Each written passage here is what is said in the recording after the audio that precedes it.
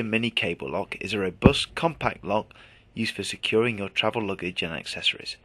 It features a 65cm coated steel cable along with a 3-digit combination lock that you can set to your own code. The main components when operating this lock are the cable return button, lock release button, cable head and locking port.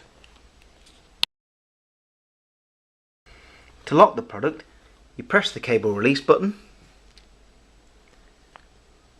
pull the cable out, use the cable to secure your valuables, then insert the cable head into the locking port until there is a firm click. Scramble the dials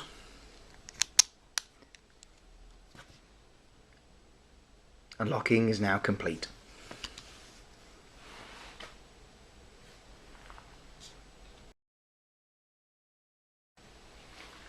To unlock, you set the correct combination using the dials,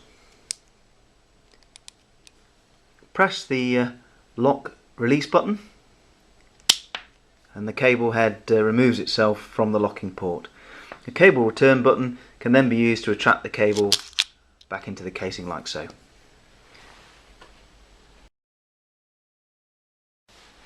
Setting the combination.